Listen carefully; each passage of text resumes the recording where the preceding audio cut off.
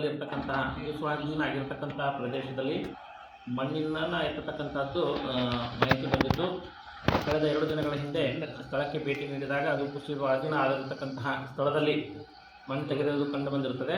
ಈಗಾಗಲೇ ಮಾನ್ಯ S P ಅವರ ನೇತೃತ್ವದಲ್ಲಿ ಎಲ್ಲ ತಾಲೂಕು ಮಟ್ಟದ ಅಧಿಕಾರಿಗಳಿಗೆ ಸಭೆಯನ್ನು ಜರುಗಿಸಿದ್ದು, ಅವರಿಗೆ ಮೇಲುಸ್ತುವಾರಿ ಮಾಡಲಿಕ್ಕೆ ಆದೇಶವನ್ನು ಮಾಡಿದ್ದಿರುತ್ತದೆ.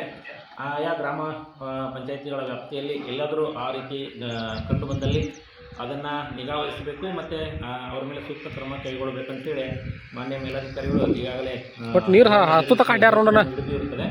ಅದೇ ರೀತಿಯಾಗಿ ನಾವು ಕೂಡ ಅಕ್ರಮವಾಗಿ ಯಾವುದೇ ಅನುಮತಿ ಇಲ್ಲದೆ ಮಣ್ಣನ್ನು ಎತ್ತುವುದು ಎಲ್ಲಾದರೂ ಕಂಡು ಬಂದಲ್ಲಿ ನಾವು ನಿರ್ದಾಕ್ಷಿಣ್ಯವಾಗಿ ಕ್ರಮ ಕೈಗೊಳ್ತೇವೆ ಅಂತ ನಾನು ಹೇಳ್ತೀನಿ. ಸರ್, ಟಂಗಿ ಬಟ್ಟಿಗಳ ಕ್ರಮ ಕೈಗೊಂಡ್ರೇನು ಸರ್? ಅದು ಅನಧಿಕೃತವಾಗಿ ಟಂಗಿ ಬಟ್ಟಿಗೆ ಅವುಗಳಿಗೆ ನಾವು ನೋಟಿಸ್ ನೀಡ್ತಕ್ಕಂಥ ವ್ಯವಸ್ಥೆಯನ್ನು ಮಾಡಿದ್ದೀವಿ. ಅಲ್ಲಿ ಅನಧಿಕೃತವಾಗಿ ಕಂಡು ಬಂದಲ್ಲಿ ಅವ್ರ ಮೇಲೆ ಕ್ರಮವನ್ನು ಜರುಗಿಸ್ತೇವೆ.